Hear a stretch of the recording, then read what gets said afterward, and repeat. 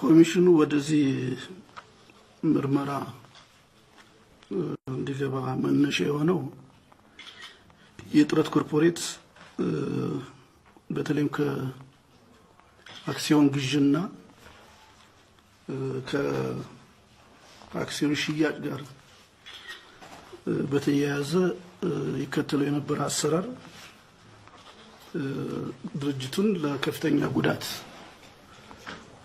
ዳርጎታል የሚል በእነሱ አዋቅረው አሰማርተው አጣርተው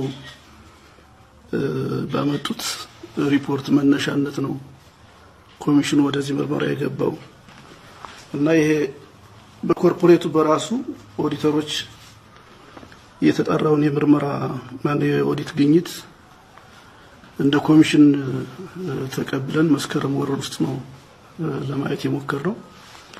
ነገር ግን ያ የኦዲት ግኝት ተብሎ የመጣው ነገር ትንሽ የኦዲት ስታንዳርድ የሌለው ለአስተዳደራዊ ውሳኔ እንጂ ለፍርድ ቤት በማስረጃነት ለማቅረብ የማያስችል ሆኖ ስላገኘ ነው እንደገና የኦዲት ስታንዳርዱን ጠብቆ ኦዲት ተደርጎ የጉዳዩን ወይም ደግሞ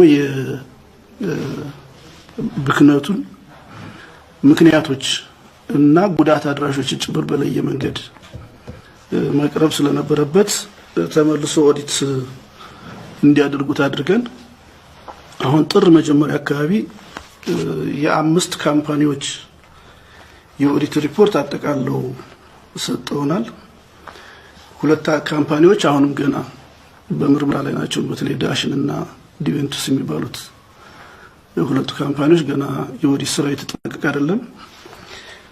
ዞሮ በእነዚህ የኦዲት ስራው ተጠናቆ በመጡልን የአምስት ካምፓኒዎች ላይ ተመስርተን እንደ ኮሚሽን መርምረን ስንደርስ በርካታ ችግሮች አሰራርን ያልተከተሉ ችግሮች እንዳሉ ነው ሰነዱ የሚያስረዳውና ይሄውም ወደ አንድ አክሲዮን ግዥ ሲገባ ያዋጭነት ጥናት ወይም የፊዚቢሊቲ ስተዲ የሚባለውና የዳሰሳ ጥናት ወይም የዲው ዲሊጀንስ የሚባለው ካምፓኒዎች ላይ የሚደረገው ጥናት ሳይካሄድ ግዥ እንደሚፈጸም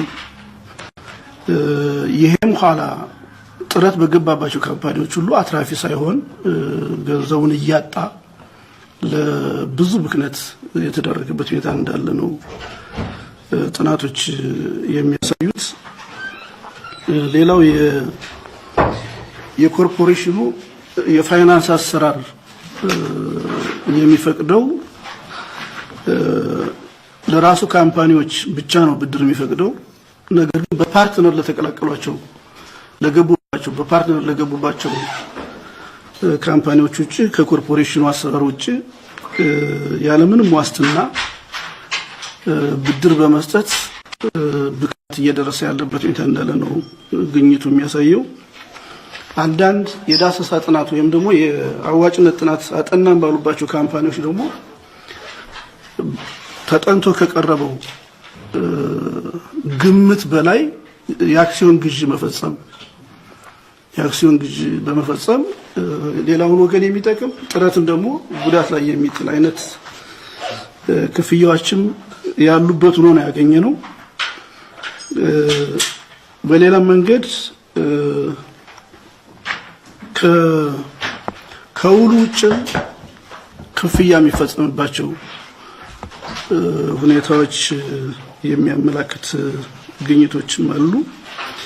በጥቅሉ ስናይ ትንሽ የጥረት አሰራር ዝም ብሎ መሪዎች ባሉት መንገድ እንጂ ህጋዊ አሰራር ያልተከተለ የህዝብን ሀብት መጠበቅ በሚያስችል መንገድ ሲመራ እንዳልቆየ የሚያመላክቱ ግኝቶች አሉት በኦዲቱ። ለምሳሌ እንደው አንድ የተወሰነ ምሳሌ አቅርበን ብናየው ላፓልማ የሚባል አንድ በአክሲዮን ጥረት የተቀላቀለበት ካምፓኒ አለ። ይሄ ካምፓኒ መጀመሪያ በሶስት ባለሀብቶች የተቋቋመ እና ከዚህ ካምፓኒ ምንም ከፕሮጀክት በስተቀር ግንባታም አልጀመረም፣ የምርት ስራ የለም፣ ምንም የለበትም። ነገር ግን ጥረት ካምፓኒ የአንድ አክሲዮን ድርሻ 1000 ብር መሆኑ እየታወቀ የአንድ አክሲዮን በ2200 ብር ግዢ ፈጽሟል እና በዚህ ካምፓኒ ላይ 3600 እጣዎች ሲገዛ 4,320,000 ብር አላግባብ ነው ለነዚያ ግለሰቦች እንዲከፈላቸው የተደረገ። ምክንያቱም ይሄ ካምፓኒ ምንም አይነት ወደ ስራ የገባ አይደለም፣ ገና በፕሮጀክት ደረጃ ያለ ነው። ምንም የካፒታል እድገት ባላሳየበት የአክሲዮኑ ድርሻ 1000 ብር ሆኖ ያለ ጥረት ግን በ2200 ብር ያን አክሲዮን ሲገዛ ምክንያት የለውም።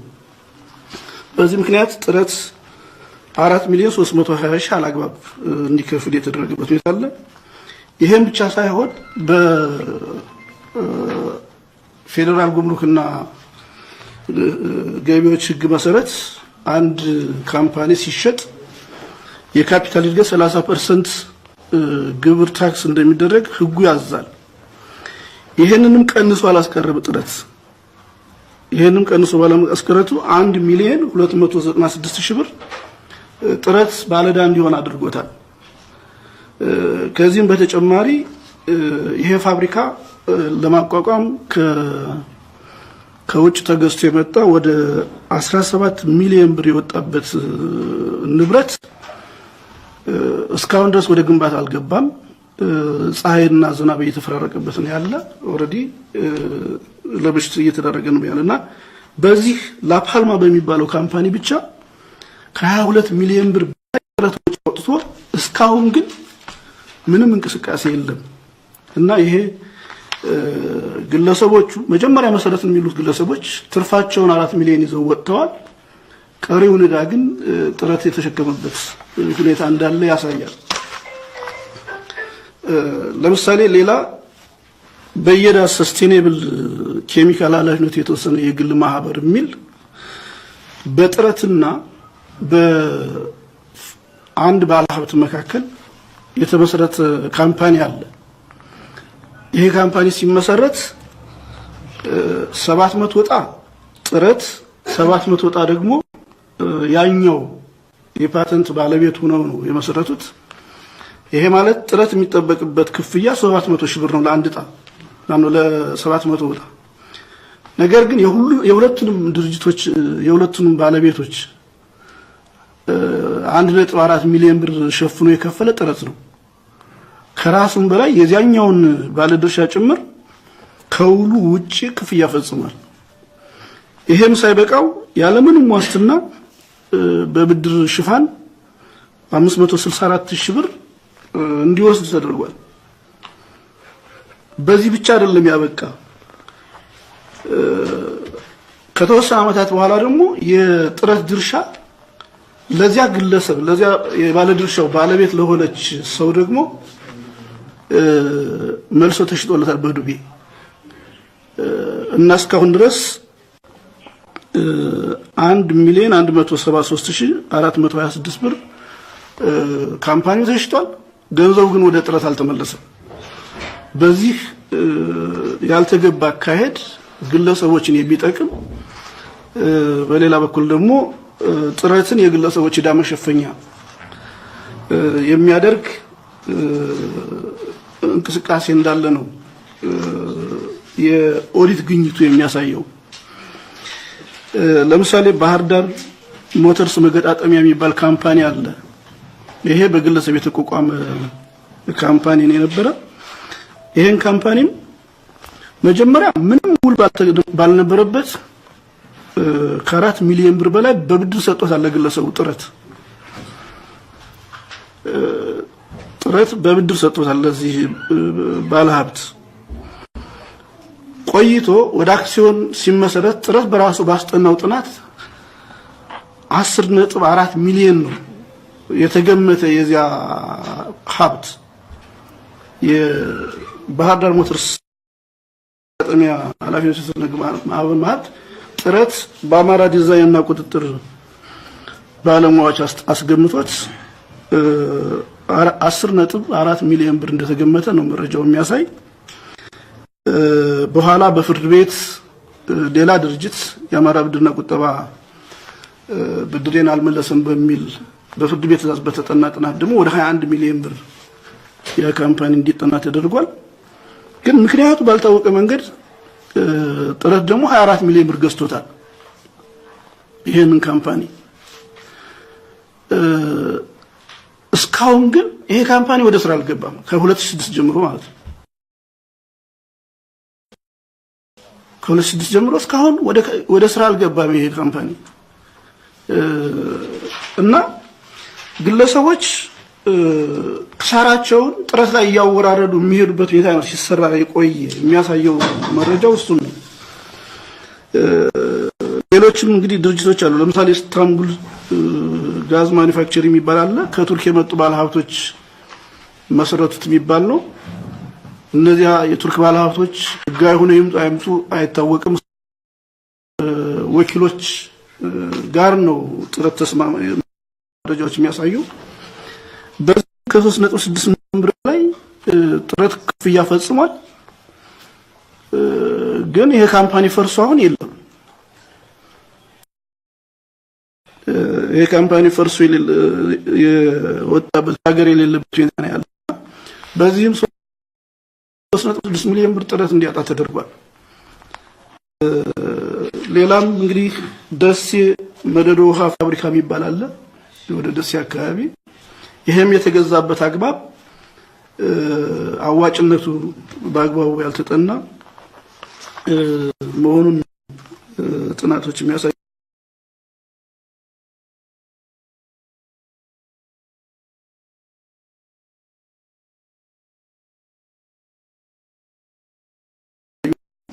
እንግዲህ ይሄኛው እነዚህ አክሲዮኖች አሁን በደረሰን በኦዲቱ ግኝት ተመስጠን ስናየው እነዚህ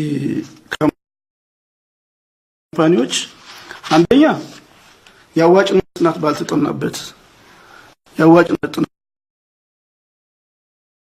ባልተጠናበት የተገዙ መሆናቸው ጥረት ለክሳራ አድርገውታል። ሁለተኛ አላግባብ ከኮርፖሬሽኑ የፋይናንስ ህግ ውጪ በግለሰቦች ውሳኔ ብድር በመስጠት ግለሰቦች በጥረት ሀብት በህዝብ ሀብት አላግባብ እንዲጠቀሙ የተደረገበት ሁኔታ ያለው። ከዚህም ባሻገር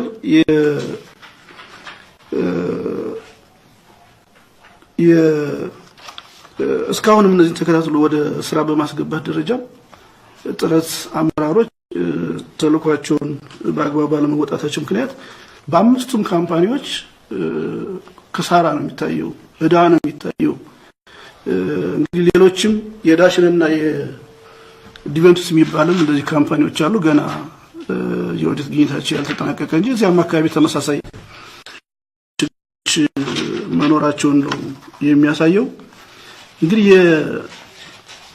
የተወሰነ ጊዜ ወሰደ ለፍርድ ቤት ሊቀርብ በሚችል መንገድ ኦዲቱ በአግባቡ መደራጀት ስላለበት ይሄ ጊዜ ወስዷል።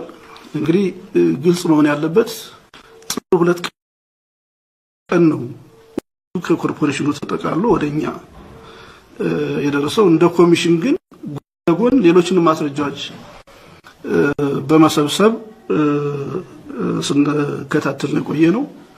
እንግዲህ በዚህ አሰራር ውስጥ ለጊዜው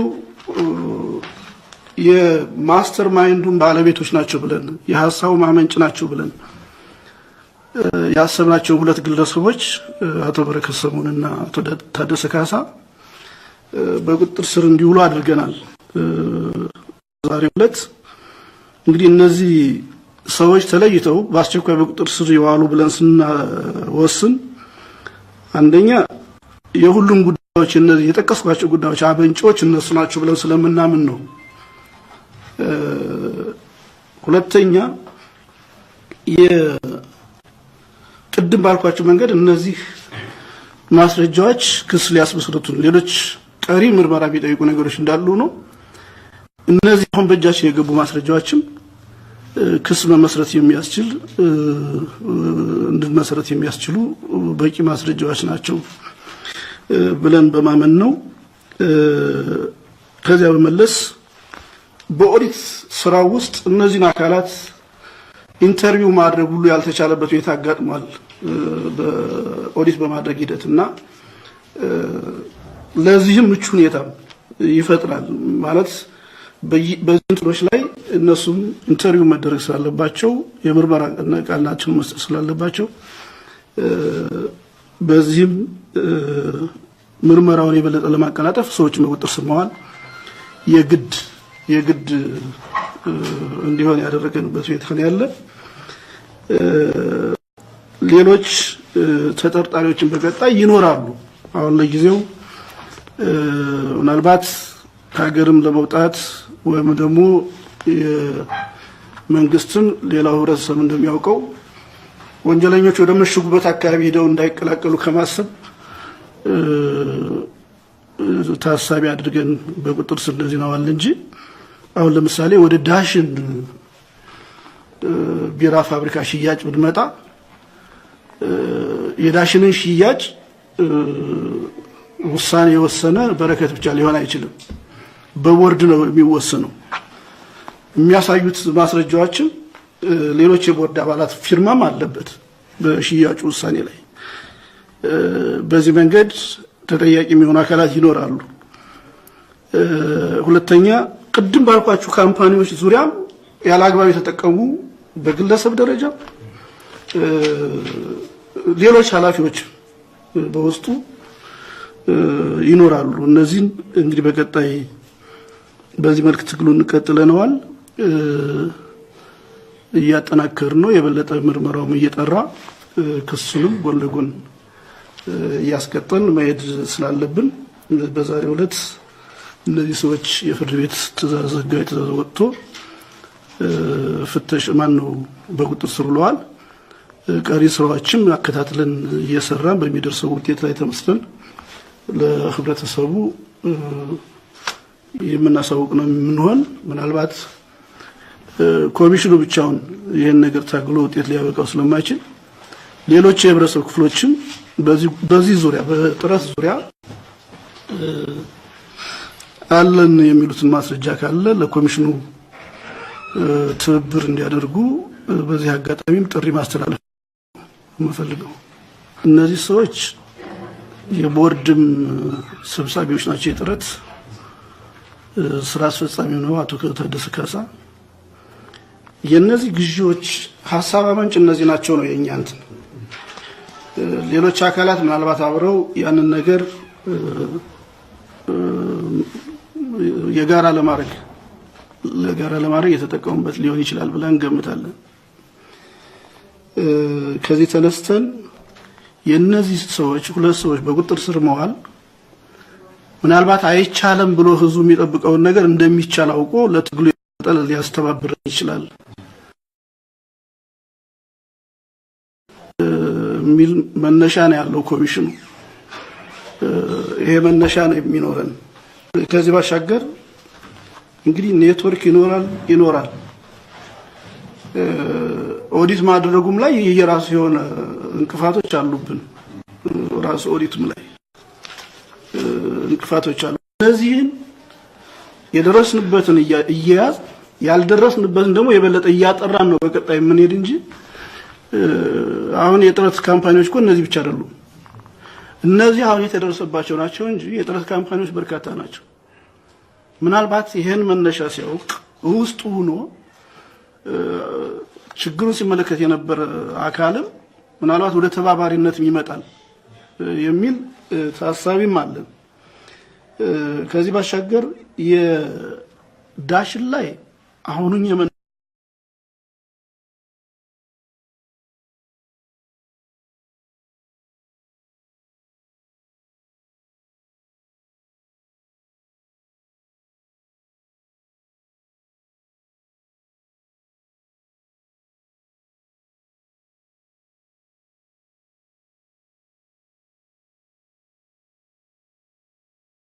ጠብቅ እነዚህን ሰዎች ነው የተሻለ ኔትወርክ ይኖራቸዋል ብለን የምንጠብቅ ከነዚህ ሰዎች የበለጡ ናቸው ሌሎች ብለን አናምንም።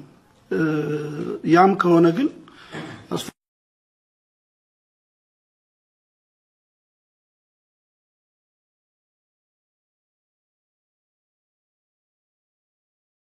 እንኳ ዝም ብለን አልያዝናቸውም።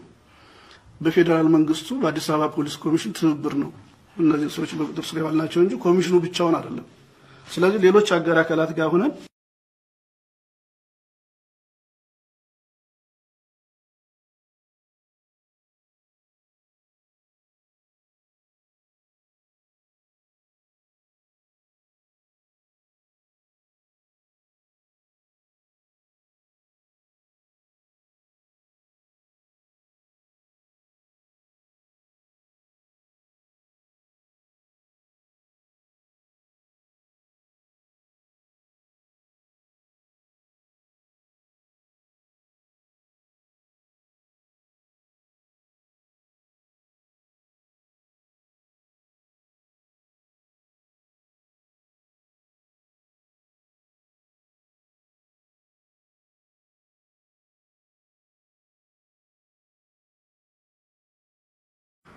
አንዳንድ ምናልባት ዜግነታቸው ሌላ ሆኖ ትውልደ ኢትዮጵያ የሆኑ ሰዎች ይኖሩበታል። እሱ እንግዲህ ህጉ በሚያስኬደው መንገድ እየተነጋገርን የሚመለከተው አካል ጋር የምንጨርሰው ነው የሚሆንና ዝሮ ዝሮ አሁን በተጠርጣሪ ደረጃ እኛ ክስ ማቅረብ የሚያስችል ማስረጃ ይዘናል ነው።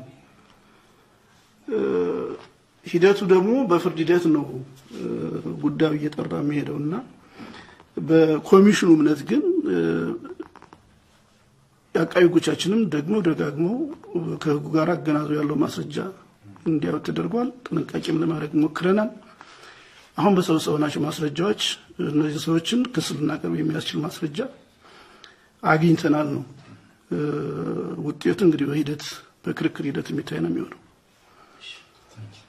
እሺ እኔም አመሰግናለሁ።